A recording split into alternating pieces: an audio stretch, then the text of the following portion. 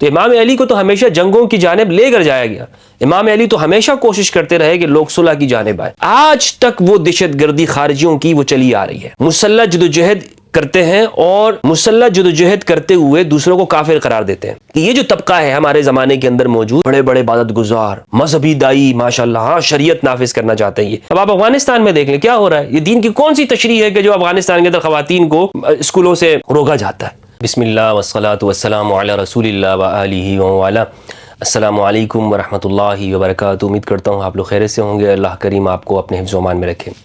خوارج کون ہیں، ان کی تاریخ کیا ہے، ان کے عقائد و نظریات کیا ہیں، آج ہم خوارج کے بارے میں جاننے کی کوشش کریں گے. خوارج خارج سے ہیں، وہ لوگ ہیں کہ جو دین سے نکل چکے ہیں. ان کے بارے میں جاننا اس لیے بھی ضروری ہے کہ آج کل ملک پاکستان کی جو سیاسی حالات ہیں اس میں یہ لفظ خوارج یہ زیادہ استعمال ہو رہا ہے. اور ٹی وی کے اوپر آپ دیکھ رہے ہوں گے کہ یہ لفظ سامنے آتا ہے، فتنۃ الخوارج، انتشاری ٹولہ، فتنۃ الخوارج یا باغی گروہ، یہ الفاظ استعمال ہوتے ہیں. اور خاص طور پر جو ہمارے پاکستان کے جو محترم آرمی چیف ہیں جناب سید عاصم منیر صاحب حفظہ اللہ، وہ اس لفظ کو زیادہ استعمال کرتے ہیں کہ بھائی فتنۃ الخوارج، جس پر بہت سارے لوگ اعتراض بھی کرتے ہیں. حالانکہ یہ لفظ اس کی حقیقت موجود ہے. ہمارے ہاں سیاسی لوگوں کو اس لفظ پر کوئی تعجب نہیں ہونا چاہیے. وہ سمجھتے ہیں کہ شاید یہ آرمی چیف صاحب یہ کوئی مذہب کا استعمال کر رہے ہیں. اچھا، میں اب یہ بیان دے رہا ہوں یا میں گفتگو کر رہا ہوں تو لوگ کہیں گے کہ جناب اس کو پتہ نہیں کوئی ہدایات مل گئی. حالانکہ ایسا نہیں ہے. میں ویسے اس بات کا قائل ہوں کہ یہاں پر جمہوریت ہونی چاہیے اور ایک مستحکم جمہوری نظام، چونکہ پاکستان اسلامی جمہوریہ ہے اور میں کوئی ڈکٹیٹرشپ کا حامی نہیں ہوں. لیکن پاکستان کی تاریخ بتاتی ہے کہ یہاں پر جو اصلاحات ہوئی ہیں یا ایسی تبدیلیاں آئی ہیں کہ جس نے اس قوم کے رستے کو واضح کیا ہے، تو وہ فوجی جرنیلوں کے زمانے میں ہوا ہے. آپ چاہے اس کو صحیح کہیں یا غلط کہیں، لیکن چونکہ میں نے جب شعور کی آنکھ کھولی ہے تو میں نے جنرل پرویز مشرف صاحب کو دیکھا اور انہوں نے جو پاکستان کے اندر جو ایک فکری تبدیلیاں پیدا کی ہیں اس سے کوئی انکار نہیں کر سکتا کہ بلا شک و شبہ انہوں نے پاکستان کے اندر کچھ فکری تبدیلیاں انہوں نے کی ہے. بہرحال موضوع سے میں بھٹک رہا ہوں اور میں نہیں چاہتا ہوں کہ موضوع سے ہم دائیں بائیں چلیں. مختصر طور پہ میں بتاتا چلوں کہ میرا جو تعلق ہے وہ اس سے یعنی کوئی یہ نہیں ہے کہ مجھے یہ لکھ کے دیا گیا کہ جناب آپ اس کو بیان کریں. ایک اسٹوڈنٹ ہونے کے اعتبار سے حالات کا جائزہ لیتے ہوئے صرف اس موضوع پر گفتگو کر رہا ہوں. موضوع کیا ہے؟ خوارج. یہ خوارج کون ہے؟ قرآن و سنت سے ہمیں جاننے کی کوشش کرنی چاہیے کہ بھئی یہ خوارج ہے کون. ہمارے علماء نے، مفسرین نے، محدثین نے اس حوالے سے کیا گفتگو کی اور ان آغاز کب ہوا ہے، کون لوگ ہیں یہ. تاریخی طور پر ہم یہ دیکھتے ہیں کہ خوارج کا جو آغاز ہے وہ صفین کے واقعے کے بعد ہوا ہے. یعنی امام علی علیہ السلام نے جب باغی گروہ کے ساتھ جنگ کی تو کچھ لوگوں نے قرآن مجید کو نیزوں پر بلند کیا اور کہا کہ اب جنگ بند ہونی چاہیے. جب وہ یہ دیکھ رہے تھے کہ وہ جنگ ہار رہے ہیں تو قرآن مجید کو نیزوں پہ بلند کیا. امام علی علیہ السلام لڑنا چاہتے تھے کیونکہ رسول اللہ صلی اللہ علیہ وآلہ وسلم کے واضح فرامین موجود تھے. عمار تقتلک الفئۃ الباغیہ، عمار کو باغی گروہ قتل کرے گا. صحیح بخاری کی روایت ہے، متواتر روایت ہے. امام علی علیہ السلام اس باغی گروہ کا خاتمہ کرنا چاہتے تھے. لیکن امام علی کے گروہ میں موجود کچھ منافق ایسے موجود تھے کہ جنہوں نے اس فیصلے کو قبول نہیں کیا. پہلے تو انہوں نے دباؤ ڈالا کہ ہاں ہونا چاہیے، قرآن کو حکم بنایا جا رہا ہے، اور امام علی علیہ السلام کے اوپر بھی انہوں نے دباؤ ڈالا کہ آپ اس فیصلے کو مانیں. جب امام علی نے مان لیا اور یہاں سے امام علی کے لشکر سے ابو موسیٰ اشعری گئے اور وہاں شامی گروہ کی جانب سے عمرو بن العاص آئے اور ایک واقعہ تحکیم ہوا وغیرہ وغیرہ، ایک تفصیلی واقعہ آپ تاریخ کے اندر پڑھ سکتے ہیں. تو یہ خوارج نے امام علی علیہ السلام پر یہ الزام لگا دیا اور کہا کہ جناب آپ کافر ہو گئے، الیاذ باللہ آپ اسلام سے نکل چکے ہیں کیونکہ آپ نے حکم مان لیا، اور حکم بنانا شرک ہے، اللہ کے سوا کسی اور کو حکم بنانا. امام علی پر ہی شرک کا فتویٰ لگا دیا اور کہا کہ ان الحکم الا للہ، حکم صرف اللہ کا ہی ہوتا ہے.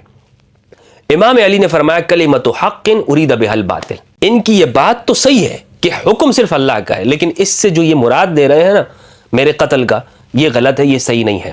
تو یہ خوارج ان کا جو ظہور ہے اس ٹائم پہ ہوا. پھر امام علی علیہ السلام نے جب صفین سے فارغ ہوئے تو 38 ہجری میں نہروان کے مقام پر ان کے خلاف جنگ کی. پہلے امام علی کا جو طریقہ تھا کہ ان کو واپس بلانا، ان کی جانب عبداللہ ابن عباس کو بھیجا. 4000 میں سے تقریباً تقریباً 2500 لوگ واپس آ گئے، 1500 لوگ بچ گئے اور 1500 لوگوں کا خاتمہ کر دیا، بالکل ان کا نام و نشان مٹا دیا۔ کچھ لوگ بچے تھے، پھر وہ آگے جا کر بڑھتے گئے۔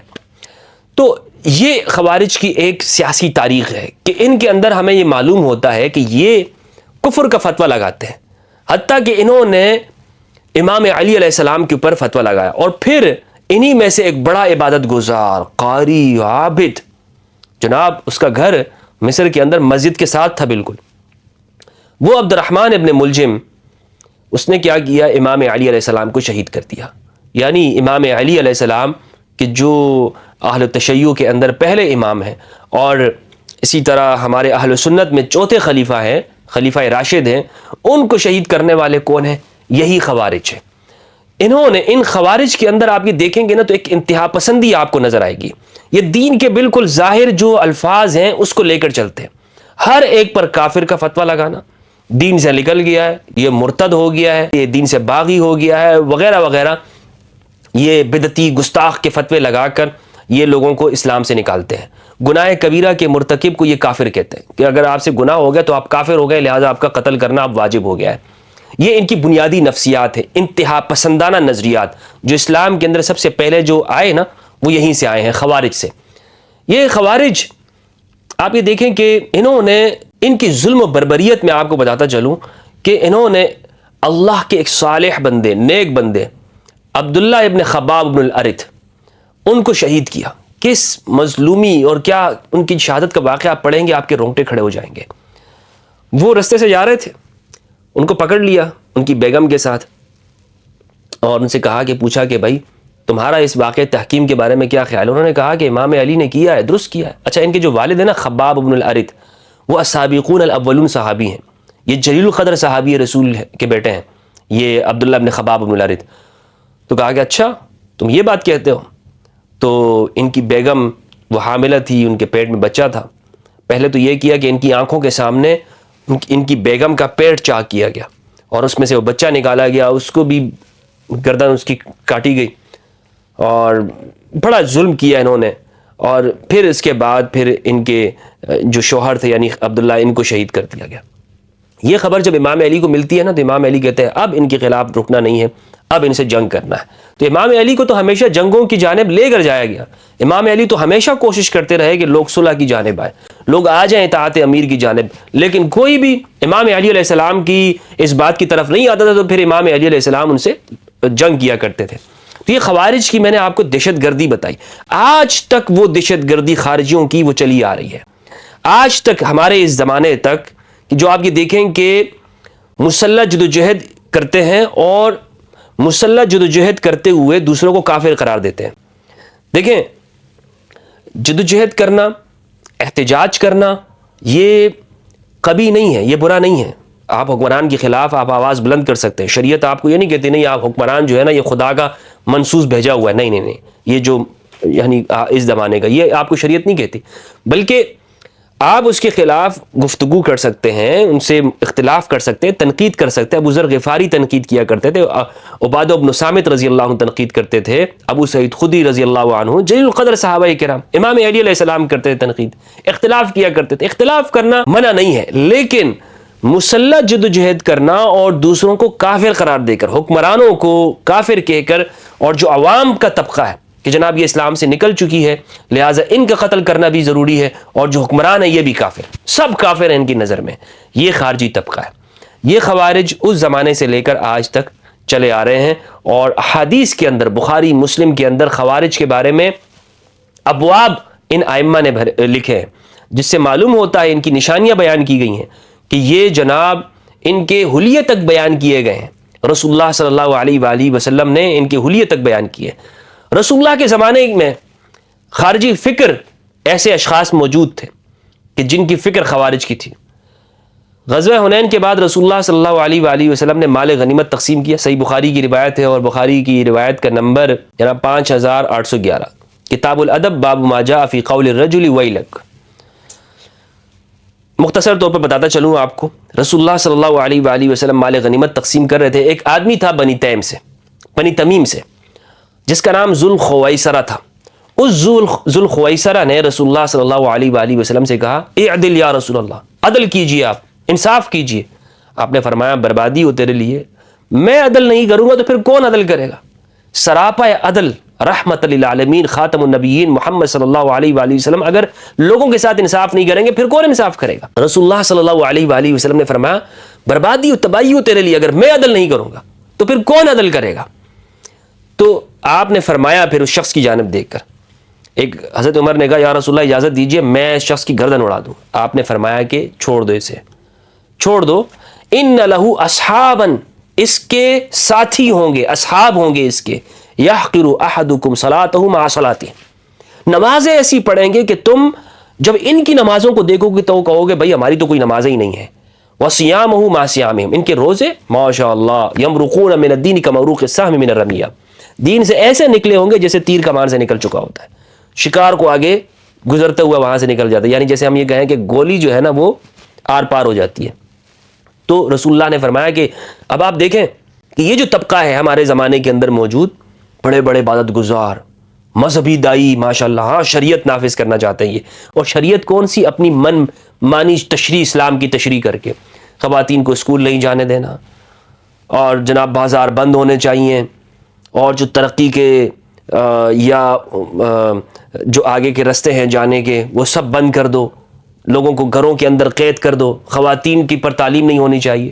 اب آپ افغانستان میں دیکھ لیں کیا ہو رہا ہے، یہ دین کی کون سی تشریح ہے کہ جو افغانستان کے اندر خواتین کو اسکولوں سے روکا جاتا ہے؟ تو پہلے بھی انہوں نے یہی کیا، یہ ان کی فکر ہے۔ یہ جو خوارج ہیں بنیادی طور پر یہ دین کی وہ تشریح چاہتے ہیں متشددانہ۔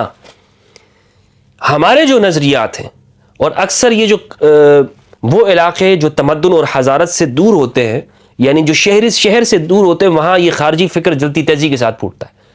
اور امام علی کے زمانے میں بھی یہی ہوا، یعنی بدویت یا قبائلیت جس کو آپ کہہ لیں، بدویت وہاں یہ تیزی کے ساتھ قبول ہوتی ہے، اور یہ چونکہ ان کے اندر وحشت ہوتی ہے نا، ہر روشنی کو دیکھ کر گھبراہٹ والی ایک ان کی نفسیات ہوتی ہیں، تو لہٰذا یہ وہاں پر فوراً تیزی کے ساتھ ان لوگوں کے اندر یہ فکر پھیلا دی جاتی ہے، اور اس طور پر یہ اپنی من مانی تشریحات کرتے۔ تو رسول اللہ صلی اللہ علیہ وآلہ وسلم نے فرمایا کہ یہ عبادت میں تو بہت تیز ہوں گے، لیکن جناب یہ کیا ہوگا؟ یہ دین سے نکلے ہوئے ہوں گے، یہ دین سے بالکل خارج ہوں گے۔ حالانکہ اسلام کیا کہتا ہے؟ اسلام یہ کہتا ہے کہ تم اعتدال والی امت ہو۔ سورہ بقرہ کی 2 کی آیت نمبر 143، اعوذ باللہ من الشیطان الرجیم، بسم اللہ الرحمن الرحیم، وَكَذَلِكَ جَعَلْنَاكُمْ أُمَّةً وَسَطًا۔ اللہ رب العزت نے کیا فرمایا کہ ہم نے تمہیں امت وسط بنایا، ایک اعتدال والی امت بنائی، یعنی نہ ہی ہم نے بہت آگے ترقی کے نام کے اوپر مادر پدر آزاد ہونا ہے، اور نہ ہی ہم نے لوگوں کو زبردستی ان کے اوپر دین کو مسلط کرنا ہے، نہ ہی یہ ہے کہ ڈنڈے کے زور پر آپ شریعت نافذ کریں، اور نہ ہی یہ کہ لوگ شریعت سے باہر نکلتے چلے۔ اعتدال کے ساتھ لوگوں کو معنی روی کے طریقے کے مطابق اسلام کی جو روح ہے وہ ان کے قلب کے اندر اتارنا۔ اچھا، میں نے آپ کے سامنے بیان کیا کہ یہ جو خوارج ہیں ان کی علامات خود رسول اللہ صلی اللہ علیہ وآلہ وسلم نے بیان کی، جس طرح کہ ذوالخویسرہ کی علامت بیان کی تھی۔ اور یہ جو ذوالخویسرہ ہے یہ پھر نہروان کی جنگ میں اس کو امام علی علیہ السلام نے قتل کیا تھا۔ امام علی علیہ السلام نے لوگوں سے کہا کہ جاؤ دیکھو ایسے شخص کو کہ جس کے جو ہاتھ ہیں نا وہ پستان کی طرح ہوں، یعنی ایسے آگے سے ٹنڈے ہاتھ تھے اس کے۔ تو امام علی نے ایک ایک لاش کو وہاں پہ تفتیش کرائی، دیکھا تو وہ شخص وہی مل گیا۔ تو امام علی علیہ السلام نے اللہ کا شکر ادا کیا کہ یہ اس بارے میں خود رسول اللہ نے، میرے بھائی محمد صلی اللہ علیہ وآلہ وسلم نے ان کے بارے میں بتایا ہوا تھا۔ ان کی جو سزا ہے سورہ مائدہ کی 5 کی آیت نمبر 33 قرآن مجید نے بیان کی ہوئی ہے، یہ فساد فی الارض کے مرتکب ہے۔ فساد فی الارض کی جو سزا ہے وہ قرآن مجید کے اندر بیان ہے۔ کیا ہے؟ اعوذ باللہ من الشیطان الرجیم، بسم اللہ الرحمن الرحیم، انما جزاء الذین یحاربون اللہ ورسولہ ویسعون فی الارض فسادا ان یقتلوا او یصلبوا او تقطع ایدیہم وارجلہم من خلاف او ینفوا من الارض۔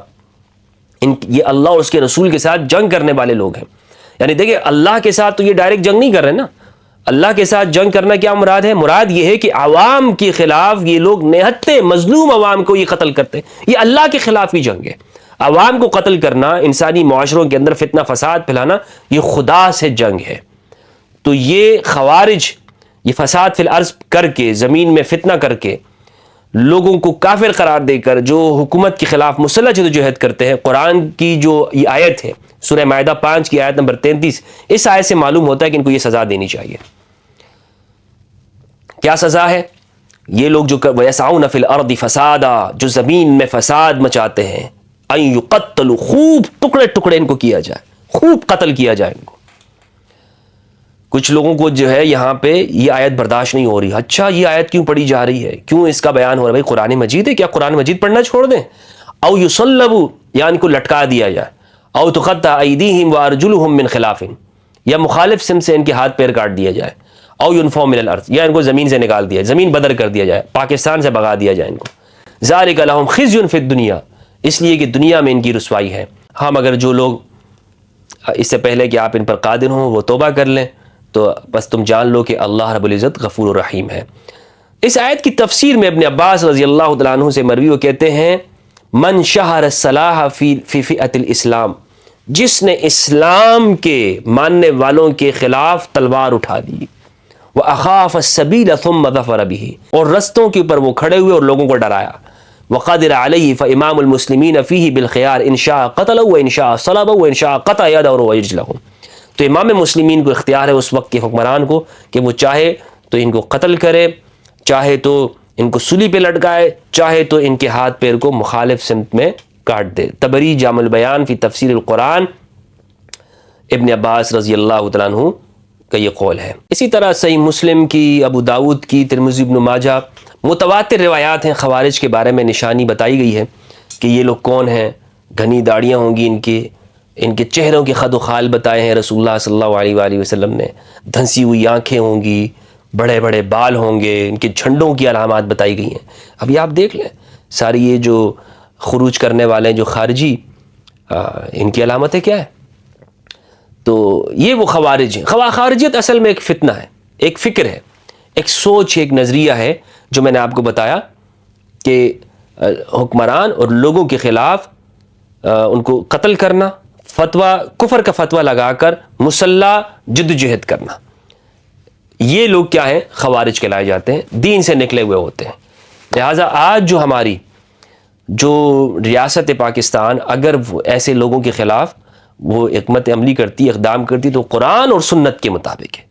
لہٰذا عامت الناس کو گمراہ کرنا اور یہ بتانا کہ جناب نہیں، یہ تو ان کے خلاف تو پریشن نہیں ہونا چاہیے، ان کے خلاف تو کوشش نہیں ہونی چاہیے، یہ ساری گمراہی والی باتیں ہیں، یہ ساری قرآن و سنت سے مخالف باتیں ہیں، اور در حقیقت ان کے دلوں میں کہیں نہ کہیں جا کر، جو لوگ بھی آج فوج کے خلاف اس طرح بات کرتے ہیں کہ جناب یہ کیوں قرآن مجید کی آیت پڑھ رہے ہیں، در حقیقت ان کے اندر کہیں نہ کہیں ان خوارج کی جو حمایت یا رحم دلی ان کے اندر موجود ہوتی ہے۔ السلام علیکم ورحمۃ اللہ وبرکاتہ۔